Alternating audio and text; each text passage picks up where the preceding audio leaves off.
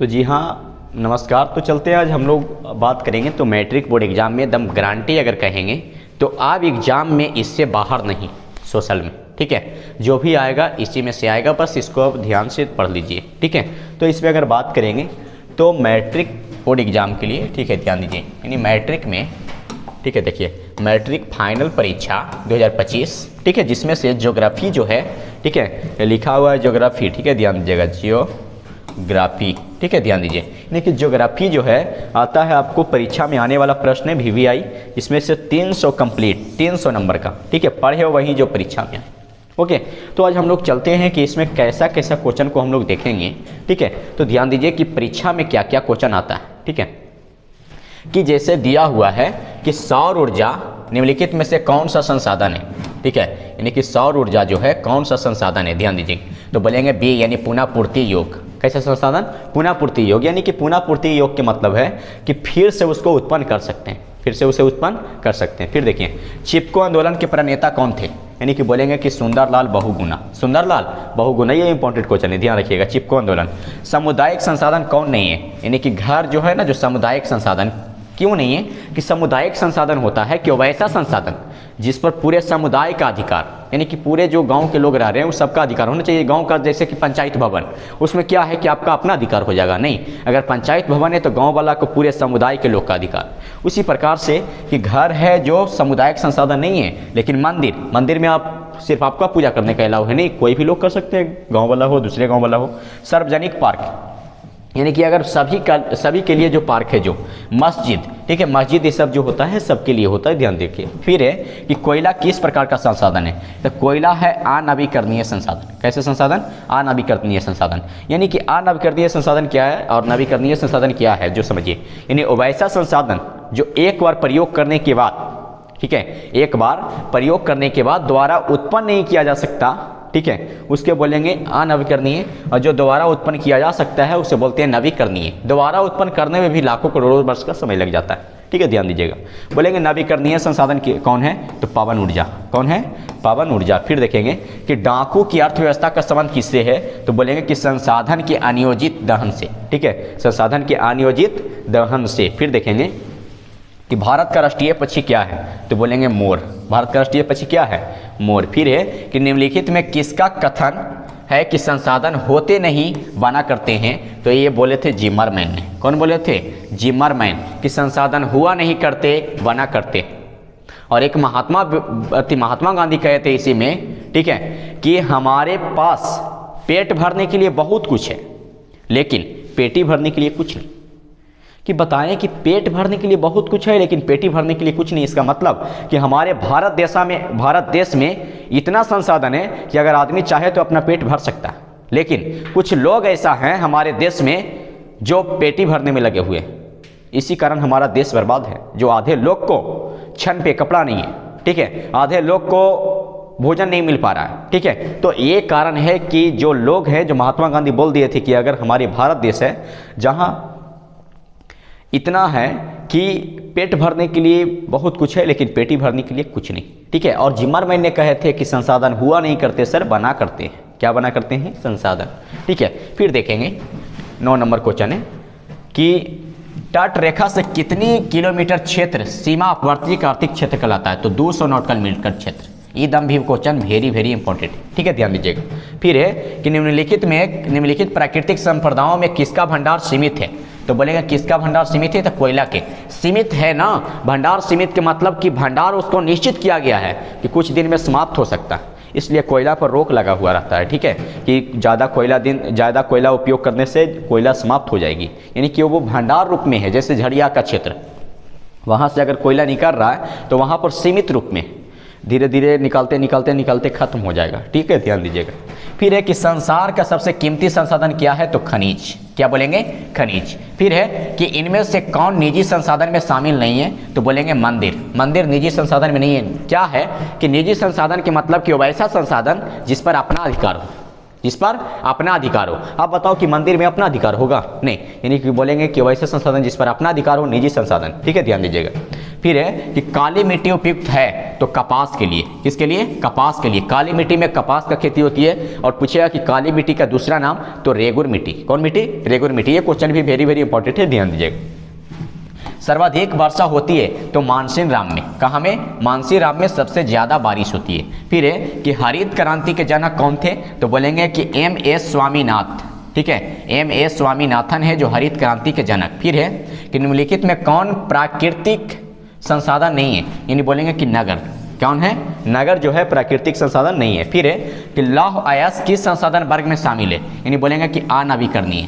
कौन संसाधन में? अनवीकरणीय। फिर है कि ज्वारीय ऊर्जा, ठीक है, किस प्रकार के संसाधन का उदाहरण है? तो बोलेंगे कि नवीकरणीय संसाधन के। किस संसाधन? नवीकरणीय। फिर है कि किस प्राकृतिक संसाधन का भंडार सीमित है? तो बोलेंगे खनिज तेल। खनिज तेल, इसका भंडार आपको सीमित रूप में है। फिर है कि मछलियों के अस्तित्व को खतरे में कौन डाल सकता है? तो वो है दूषित जल। यानी दूषित जल के मतलब कि गंदा जल जो है, जो मछलियों को अस्तित्व में डाल सकता है। फिर है कि इनमें से कौन एक, ठीक है, मानवकृत संसाधन नहीं है? इनमें से कौन है जो मानवकृत संसाधन नहीं है? तो बोलेंगे कि पेड़ पौधा। ठीक है, फिर देखिएगा कि भारत में सर्वाधिक क्षेत्र पर किस मिट्टी का विस्तार है? तो बोलेंगे जलोढ़ मिट्टी। कौन मिट्टी? जलोढ़। यानी जलोढ़ मिट्टी क्या होता है ना कि जब नदी वगैरह आता है तो जो दहाकर ले गई होती है मिट्टी, वो जलोढ़ मिट्टी कहलाता है। ठीक है, ध्यान दीजिए। सोपानी कृषि किस राज्य में प्रचलित है? तो उत्तराखंड में। कहाँ में? उत्तराखंड। फिर है कि काली मृदा का दूसरा नाम क्या है? तो काली मिट्टी का दूसरा नाम कहेंगे तो रेगुर मिट्टी। कौन मिट्टी?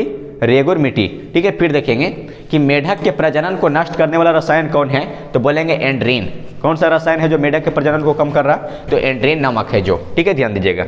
25 के बाद 26 नंबर है, ठीक है, कि रंग के आधार पर इनमें से कौन मिट्टी का एक वर्ग नहीं है? तो बोलेंगे हरी। कौन है?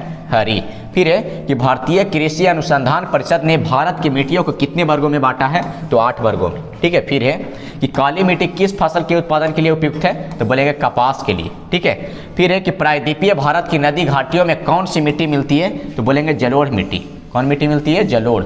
फिर है कि किस राज्य में सीढ़ीनुमा खेती प्रचलित है? ठीक है, तो बोलेंगे कि उत्तराखंड। कहाँ में? उत्तराखंड में सीढ़ीनुमा खेती प्रचलित है। ठीक है, फिर है कि भूमि का मूल्यांकन उसके किस गुण पर निर्धारित होता है? तो बोलेंगे उत्पादकता पर। किस पे पर? उत्पादकता।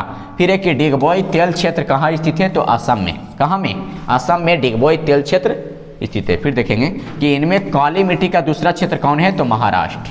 कौन है? महाराष्ट्र। फिर है कि बांगर मिट्टी किसे कहा जाता है? तो बांगर मिट्टी होता है पुरानी जलोढ़ मृदा को। पुरानी जलोढ़ मृदा को। एक होता है नवीन जलोढ़ मृदा, एक पुरानी जलोढ़ मृदा। ठीक है, ध्यान दीजिएगा। नेशनल रिमोट सेंसिंग एजेंसी का मुख्यालय किस शहर में अवस्थित है? ठीक है, तो इसका बोलेंगे कि हैदराबाद में। कहाँ में? हैदराबाद। फिर है कि कुल जल का कितना प्रतिशत भाग महासागरों में निहित है? तो 96.6%। ठीक है, 96.6%। फिर है कि प्राणियों के शरीर में कितना प्रतिशत जल की मात्रा निहित होती है? तो 65%। ठीक है, कितना प्रतिशत? 65। फिर है कि देश के बांधों को किसने भारत का मंदिर कहा है? तो वो है पंडित जवाहरलाल नेहरू। पंडित जवाहरलाल नेहरू बोले थे, ये क्वेश्चन वेरी वेरी इंपॉर्टेंट है, कि देश के बांधों को भारत का मंदिर कहा? देश के बांधों को भारत का मंदिर कहे पंडित जवाहरलाल नेहरू ने।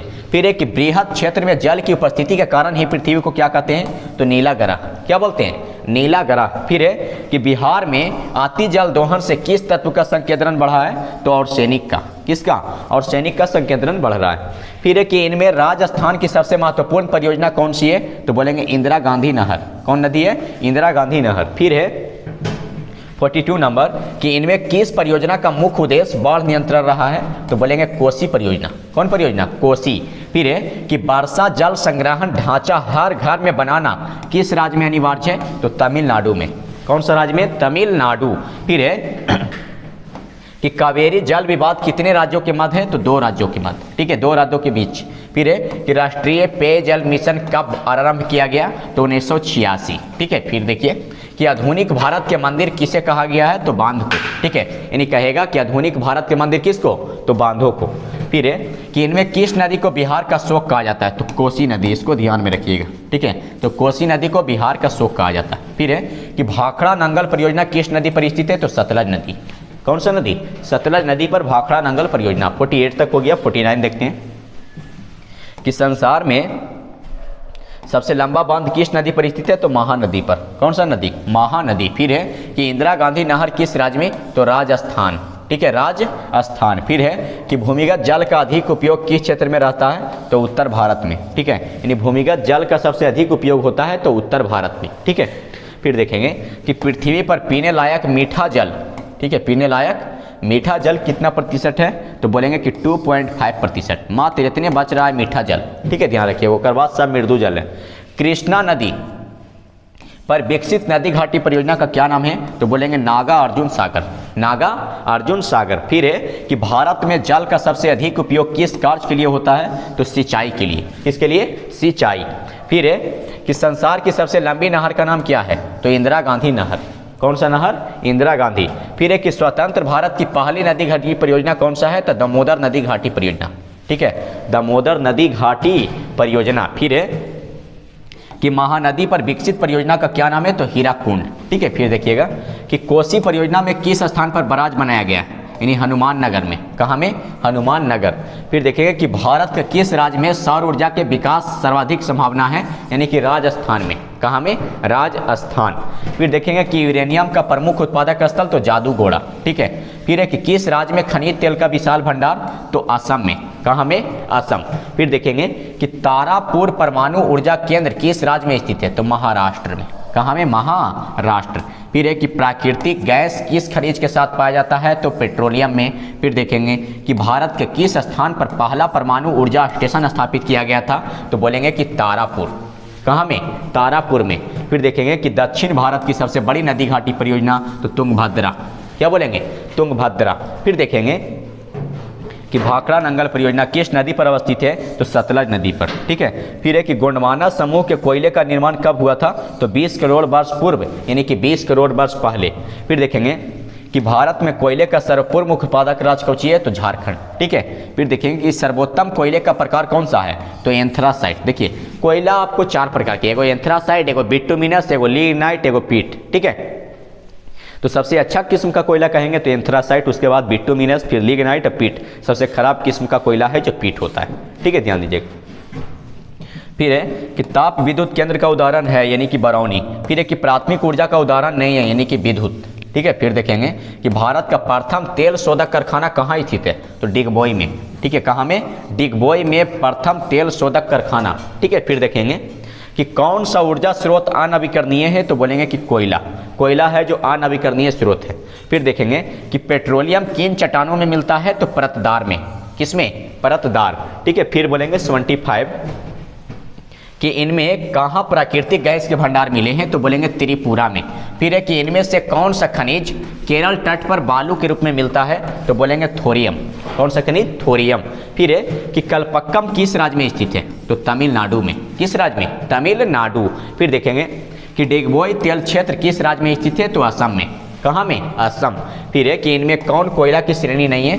तो एंथ्रासाइट, बिटुमिनस, पीट, लेकिन इस सिडेराइट जो नहीं है, यानी आंसर नंबर बी। ठीक है, फिर देखेंगे कि काला हीरा किसे कहा जाता है? तो कोयला को। किसको कहा जाता है? कोयला को काला हीरा। असम में उत्पादित तेल साफ होने के लिए कहाँ भेजा जाता है? तो बोलेंगे डिगबोई में। कहाँ भेजा जाता है? डिगबोई। फिर देखेंगे कि इनमें कौन तेल शोधक कारखाना विश्व में सबसे बड़ा है? यानी बोलेंगे कि जामनगर। कहाँ? जामनगर। फिर है कि देश का पहला विद्युत उत्पादक केंद्र कौन सा है? तो बोलेंगे कि शिव समुद्रम। ठीक है, फिर देखेंगे कि टिहरी परियोजना किस राज्य में स्थित है? तो बोलेंगे उत्तराखंड। ठीक है, निम्नलिखित किस राज्य में पेट्रोलियम का विशाल भंडार है? तो बोलेंगे असम। ओके, असम। फिर है कि गोविंद बल्लभ पंत सागर झील का निर्माण किस परियोजना से संबंधित है? तो बोलेंगे रिहंद परियोजना। कौन सा परियोजना? रिहंद परियोजना। फिर है कि भारत में विद्युत की सबसे लंबी अधिक खपत किस में होती है? तो उद्योगों में। किसमें? उद्योगों में। फिर है कि मरुस्थलीय मृदा का विस्तार निम्न में से कहाँ है? तो राजस्थान। फिर है कि मुंबई हाई क्यों प्रसिद्ध है? तो खनिज तेल के लिए। खनिज तेल उत्पादन क्षेत्र है, इसलिए मुंबई हाई प्रसिद्ध है। कौन भारत का सबसे बड़ा लौह उत्पादक राज्य है? तो बोलेंगे कर्नाटक।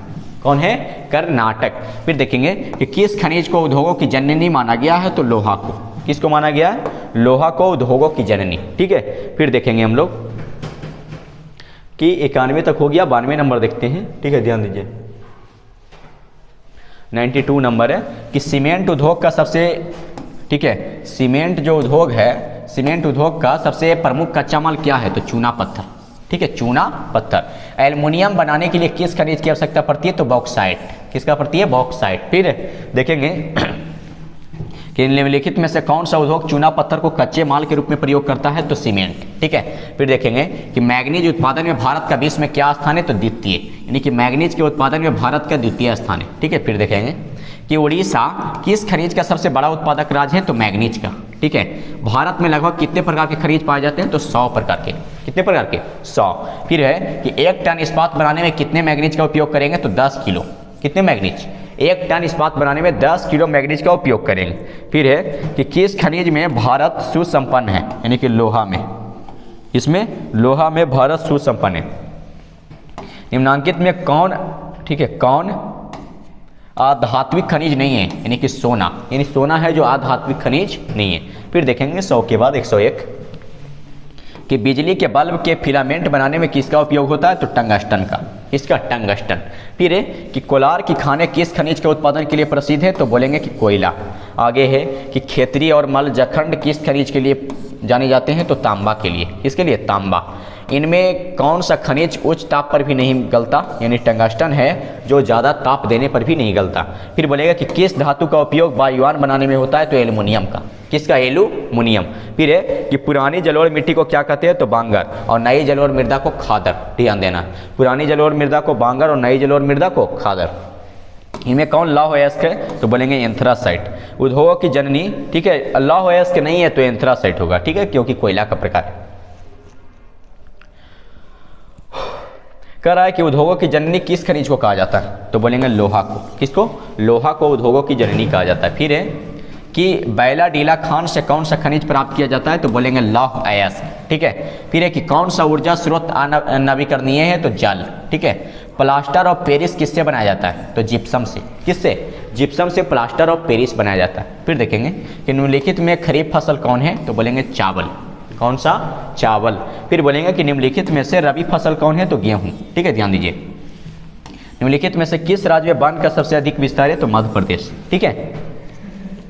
जूट के उत्पादन में कौन सा राज्य सबसे आगे है? तो पश्चिम बंगाल। गेहूं के उत्पादन में कौन राज्य सबसे आगे है? तो उत्तर प्रदेश, ठीक है। चावल के उत्पादन में कौन राज्य सर्वप्रथम है? तो पश्चिम बंगाल, ठीक है, ध्यान दीजिए। 117 तक हो गया। 118 नंबर कि निम्नलिखित में शीतकालीन फसल कौन है? तो बोलेंगे गेहूं। इनमें कौन राज्य चाय का सबसे प्रमुख उत्पादक है? तो बोलेंगे असम। असम है जो चाय का सबसे अधिक, ठीक है, बोलेंगे कि प्रमुख उत्पादक राज्य। कहवा का सबसे अधिक उत्पादन किस राज्य में होता है? यानी बोलेंगे कि कर्नाटक में, ठीक है। फिर है कि महाराष्ट्र किस फसल की खेती के लिए प्रसिद्ध है? तो कपास के लिए, ठीक है। उत्तर भारत का कौन सा राज्य गन्ना उत्पादन के लिए सर्वाधिक प्रसिद्ध है? तो बोलेंगे उत्तर प्रदेश। मूंगफली का सबसे बड़ा उत्पादक राज्य कौन सा है? तो गुजरात, ठीक है। भारत की कितनी आबादी कृषि कार्यों से जुड़ी है? तो 2/3 भाग। कितना? 2/3, यानी 2/3 भाग। इनमें कौन कृषि को प्रभावित करने वाला कारक नहीं है? तो बोलेंगे नमी, ठीक है। फिर देखिएगा कि रबड़ की खेती भारत के किस राज्य में की जाती है? तो बोलेगा कि केरल में। कहाँ किया जाती है? केरल में रबड़ की खेती। फिर है कि धान की खेती के अंतर्गत सर्वाधिक भूमि किस राज्य में है? तो पश्चिम बंगाल, ठीक है। ये तेलहन उत्पादन में भारत का विश्व में कौन सा स्थान है? तो बोलेंगे पहला स्थान। कौन सा स्थान? पहला।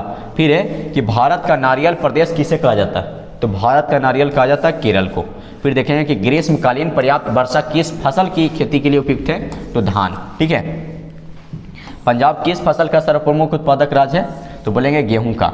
चाय किस प्रकार की कृषि फसल है? तो रोपन का, ठीक है। अरेबिका और रोबस्टा किस प्रकार की फसल है? तो कहवा का, ठीक है। फिर ध्यान दीजिए कि भारत का जूट क्षेत्र किस राज्य में है? तो बोलेंगे कि पश्चिम बंगाल। आंध्र प्रदेश किस फसल के उत्पादन में अग्रणी है? तो तंबाकू, ठीक है। तो ये सब बात ज्योग्राफी में है, ठीक है। तो 300 लगभग क्वेश्चन है। अभी आराम मत लीजिए, थोड़ा ध्यान दीजिए, एग्जाम है भीड़ में।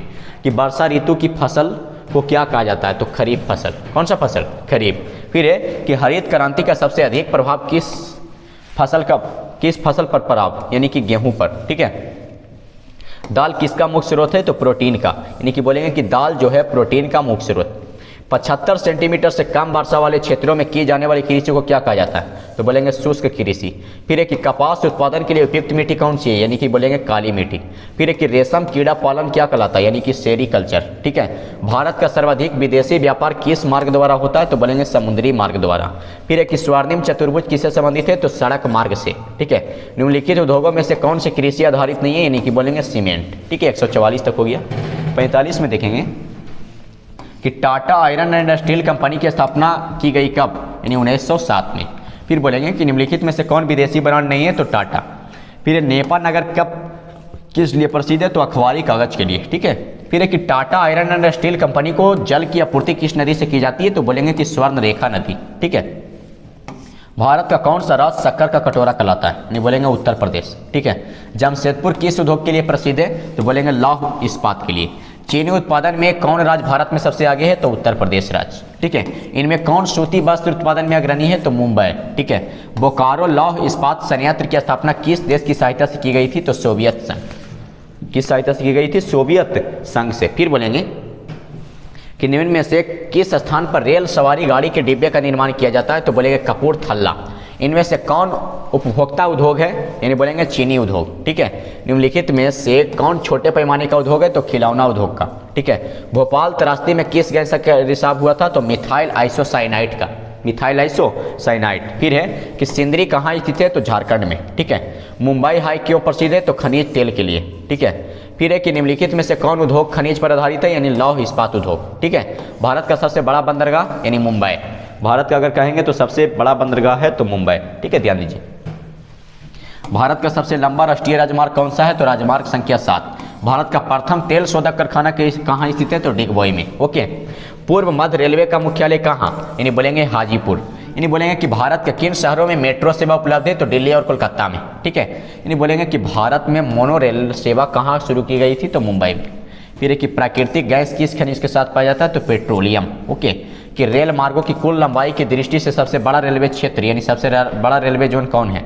तो बोलेंगे कि सबसे बड़ा रेलवे जोन है जो आपको हो जाएगा उत्तरी क्षेत्र। ठीक है। पूर्वी क्षेत्र, पूर्वी मध्य रेलवे। फिर देखेंगे कि भारत में रेल मार्गों का सबसे बड़ा जाल निम्नलिखित में से किस प्रदेश में पाया जाता है? तो उत्तर प्रदेश में। किस प्रदेश में? उत्तर प्रदेश। ठीक है। निम्नलिखित में कौन नई आर्थिक नीति का अंग नहीं है? यानी कि राष्ट्रीयकरण। ठीक है। फिर देखेंगे इसमें आर्थिक विकास का जीवन रेखा क्या है? तो बोलेंगे कि इनमें से सभी परिवहन, व्यापार, संचार, सब सही। फिर बोलेंगे कि भारत की सबसे लंबी राष्ट्रीय राजमार्ग जलमार्ग कौन है? तो बोलेंगे राष्ट्रीय जलमार्ग संख्या 1। ठीक है। निम्नलिखित बंदरगाहों में से कौन एक मुक्त व्यापार क्षेत्र है? तो बोलेंगे कांडला। फिर भारत में बड़े बंदरगाहों की संख्या कितनी? यानी 12। कि देश की कुल सड़कों में, ठीक है, किस सड़क का प्रतिशत सबसे ज़्यादा है? तो बोलेंगे ग्रामीण सड़कें। फिर है कि पक्की सड़कों की लंबाई की दृष्टि से प्रथम स्थान पर कौन राज्य है? यानी महाराष्ट्र। फिर है कि इंदौर पतन किस राज्य में स्थित है? तो इंदौर पतन जो है आपको कर्नाटक में स्थित। कहाँ में स्थित? कर्नाटक। फिर देखेंगे जो आगे है आपको, ठीक है, कि फाल्टा विशेष आर्थिक क्षेत्र कहाँ स्थित है? यानी पश्चिम बंगाल। पश्चिम बंगाल। ठीक है। फिर देखेंगे कि दिल्ली से कोलकाता तक की राष्ट्रीय राजमार्ग संख्या क्या है? तो NH2। यानी दिल्ली से जो कोलकाता जाते हैं वो कहलाता है NH2 कहलाता है। ठीक है। ध्यान दीजिए कि संजय गांधी जैविक उद्यान कहाँ स्थित है? तो पटना में। ये जो चिड़ियाघर के नाम है संजय गांधी जैविक उद्यान, जो पटना में जू है जिसको। फिर देखेंगे कि सिखों के 10वें और अंतिम गुरु श्री गुरु गोविंद सिंह का जन्म बिहार के किस नगर में हुआ था? तो पटना में। फिर है कि पटना में गोलघर किस उद्देश्य से बनाया गया था? तो अनाज रखने के लिए। ठीक है। फिर है कि मंदार हिल किस जिले में स्थित है? तो बांका में। फिर है कि बिहार में कितने जिले हैं? 38 जिले। ठीक है। राज्य की कितनी प्रतिशत जनसंख्या कृषि कार्य में लगी हुई है? तो 80% जनसंख्या है ना जो कृषि कार्य में लगा हुआ है। बिहार में कितने प्रतिशत क्षेत्र में खेती की जाती है? तो 60%। ठीक है। बिहार में कुल भौगोलिक क्षेत्र का कितना प्रतिशत भाग वन आच्छादित है यानी वन से ढका हुआ है? तो 7.32%। बिहार की पहली रेल लाइन थी तो ईस्ट इंडिया रेल मार्ग। ठीक है। फिर बोलेंगे कि बिहार में खनिज तेल मिलने की संभावना है यानी कि गंगा के द्रोणी में। फिर है कि बिहार में राज्य मार्ग कहाँ है? यानी राजगीर में। ठीक है। राष्ट्रीय जलमार्ग संख्या 1 बिहार के किस शहर से होकर गुजरती है? तो पटना से। फिर है कि 2001 में बिहार की कुल जनसंख्या कितनी थी? 8 करोड़ से अधिक। ठीक है। कि बिहार में नहरों द्वारा सर्वाधिक सिंचाई किस जिला में होती है? तो रोहतास जिला में। ठीक है। फिर ध्यान दीजिए। फिर है कि आपको पाइराइट किस प्रकार का खनिज है? तो धात्विक खनिज। कहलगांव तापीय विद्युत परियोजना किस जिला में स्थित है? तो भागलपुर में। कहाँ में? भागलपुर। ठीक है, इतना तक हो गया ना। फिर देखेंगे कि निम्नलिखित में से कौन परियोजना बिहार राज्य में है, तो बोलेंगे कि इनमें से सभी, कोसी परियोजना, गंडक परियोजना, सोन परियोजना, इनमें से सभी। बिहार के जूट उत्पादन में गिरावट हो रहा है। ठीक है, तंबाकू उत्पादन क्षेत्र है, यानी तंबाकू उत्पादन का सबसे ज़्यादा क्षेत्र है, तो बोलेंगे कि गंगा का दक्षिणी मैदान। ठीक है, ध्यान दीजिएगा। फिर है कि काबर झील उपस्थित है, यानी बेगूसराय जिला में काबर झील। कि बिहार का सबसे पवित्र त्योहार निम्नलिखित में से किसे माना जाता है, तो छठ पूजा को। ठीक है, छठ पूजा है ना, कि देवी मैया यही चढ़ना। ठीक है, यानी बोलेंगे कि छठ पूजा है जो सबसे लोकप्रिय त्योहार है। ठीक है, फिर देखेंगे कि निम्नलिखित में कौन खनिज बिहार राज्य में पाया जाता है, यानी अभ्रक। ठीक है, फिर देखेंगे कि रेशम उद्योग का प्रसिद्ध केंद्र कौन है, यानी भागलपुर। ठीक है, सासाराम नगर का विकास हुआ था मध्य युग में। अविभाजित बिहार में एकमात्र नियोजित नगर था कौन, टाटा नगर। ठीक है, सर्वाधिक वर्षा होती है मानसिर राम। ठीक है, सरदार सरोवर बांध किस नदी पर स्थित है, नर्मदा। फिर है कि हरित क्रांति का प्रभाव किस फसल पर पड़ा, गेहूं पर। भारत का मुख्य खाद्य फसल कौन सा है, तो चावल। स्वर्णिम चतुर्भुज किससे संबंधित है, यानी सड़क मार्ग से। ठीक है, सीमेंट उद्योग का सबसे प्रमुख कच्चा माल क्या है, तो चूना पत्थर। ठीक है, फिर देखेंगे 2013 कि चड़क का संबंध किस देश से था, तो भारत से। मरुस्थलीय मृदा का विस्तार निम्नलिखित में से कहाँ है, तो महाराष्ट्र। ठीक है, प्लास्टर ऑफ पेरिस किससे बनाया जाता है, तो जिप्सम से। ओके, फिर है कि भारत में तांबा का कुल भंडार कितना है, तो 100 करोड़ टन। 100 करोड़ टन। फिर एल्यूमिनियम बनाने के लिए किस खनिज की आवश्यकता पड़ती है, तो बॉक्साइट का। ठीक है, फिर देखेंगे कि मेढक के प्रजनन को नष्ट करने वाला रसायन कौन सा है, तो एड्रीन। ठीक है, बिजली के बल्ब के फिलामेंट बनाने में किसका उपयोग होता है, टंगस्टन का। फिर है कि कौन सी मिट्टी कपास की खेती के लिए सर्वोत्तम मानी जाती है, तो काली मिट्टी। ठीक है, फिर ध्यान दीजिए कि संविधान की धारा 21 का संबंध क्या है, कि वन्य जीवों तथा प्राकृतिक संसाधनों के संरक्षण से। कि अगर इसमें कोई भी हानि पहुंचाएगा तो 21 धारा 21 लग जाएगा, समझ जाइए। कि बृहद क्षेत्र में जल की उपस्थिति के कारण ही पृथ्वी को क्या कहते हैं, तो नीला ग्रह। ओके, फिर है कि विश्व पर्यावरण दिवस कब मनाया जाता है, तो 5 जून को। फिर है कि सर्वोत्तम कोयले का प्रकार कौन सा है, तो एंथ्रासाइट। फिर है कि कोयला किस प्रकार का संसाधन है, तो अनवीकरणीय। पंजाब में भूमि निम्नीकरण का मुख्य कारण क्या है, तो अधिक सिंचाई। फिर है कि एशिया का सबसे बड़ा परमाणु विद्युत गृह, तो तारापुर। कि वन संरक्षण एवं प्रबंधन की दृष्टि से वनों को वर्गीकृत किया गया कितने भाग में, यानी कि 3 वर्गों में। 229 तक हो गया, 230 से चलते हैं। कि भारत का राष्ट्रीय पक्षी मयूर यानी मोर। इनमें कौन सा ऐसा जीव है जो केवल भारत में ही पाया जाता है, तो घड़ियाल। निम्नलिखित में से कौन लौह अयस्क का एक प्रकार है, तो हेमेटाइट। हेमेटाइट है जो लोहा का अयस्क है। 1 टन इस्पात बनाने में कितने मैग्नीज का उपयोग, तो 10 किलो। भारत में किस स्थान पर पहला परमाणु विद्युत गृह, तो तारापुरी। सब बता दिए। कि जूट के उत्पादन में कौन राज्य आगे है, तो पश्चिम बंगाल। फिर कि रबड़ की खेती भारत के किस राज्यों में, तो केरल में। गन्ना अनुसंधान केंद्र किस राज्य में स्थित है, तो कोयम्बटूर में। गन्ना का कोयम्बटूर। ठीक है, ध्यान दीजिएगा।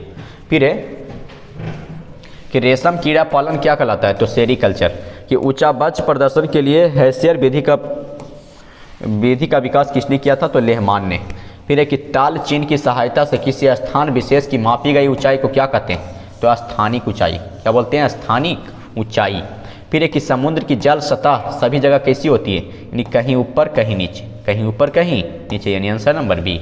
फिर है कि गिर राष्ट्रीय उद्यान किस राज्य में अवस्थित है, यानी बोलेंगे कि गुजरात में। गिर किस राज्य में, गुजरात। फिर है कि भारत में सबसे ऊंचा सड़क कहाँ स्थित है, तो बोलेंगे लेह में। फिर है कि कौन सा शब्द 2 या 2 से अधिक देशों के व्यापार को दर्शाता है, तो अंतर्राष्ट्रीय व्यापार। कौन सा व्यापार, अंतर्राष्ट्रीय व्यापार। रेल वर्कशॉप कहाँ स्थित है, तो जमालपुर में। कहाँ में, जमालपुर। 246 नंबर है कि भारत में पहला सूती वस्त्र उद्योग कब लगाया गया, तो बोलेंगे कि 1818। ओके, फिर है कि सबसे बड़ा, ठीक है, सबसे बड़ा जल संग्रह क्या कहलाता है, यानी महासागर। फिर कि हमारे पास पेट भरने के लिए बहुत कुछ है लेकिन पेटी भरने के लिए कुछ नहीं, यह कथन किसका है, तो महात्मा गांधी का। ठीक है, कि किस धातु का मुद्रा के रूप में सर्वाधिक उपयोग होता है, यानी सोना और चांदी का। फिर है कि होता था, ठीक है, आम किस देश में सबसे अधिक होता है, तो भारत में। ओके, फिर है कि हरित क्रांति के जनक कौन थे, तो M.S. स्वामीनाथन। फिर है कि भारत में अर्थव्यवस्था का मूल आधार क्या है, तो कृषि। फिर है कि पटना हवाई अड्डा का क्या नाम है, यानी जयप्रकाश नारायण हवाई अड्डा।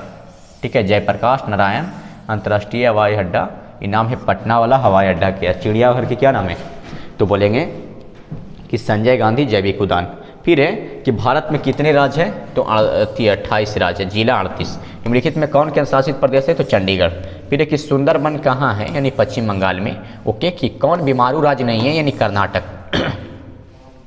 नेताजी सुभाष चंद्र बोस हवाई अड्डा किस राज्य में स्थित है, यानी पश्चिम बंगाल में। ओके, फिर है कि भारत में सबसे पहले रेलगाड़ी किस स्टेशनों के बीच चली थी? तो मुंबई से थाने के बीच, मुंबई से थाने के बीच। फिर है कि डॉक्टर मेधा पटक्कड़ घनिष्ठ रूप से जुड़ी हुई है किसमें? तो नर्मदा बचाओ आंदोलन से, नर्मदा बचाओ आंदोलन से। फिर है कि सर्वाधिक वर्षा होती है? तो मार्सिन राम में, ठीक है, 2061 तक हो गया। फिर 2062 में, 262 में भारत का सर्वाधिक विदेशी व्यापार किस मार्ग द्वारा होता है? तो बोलेंगे समुद्री मार्ग द्वारा। अंगोरा ऊन किस जानवर के रोए से बनाए जाते हैं? तो खरगोश के, ठीक है।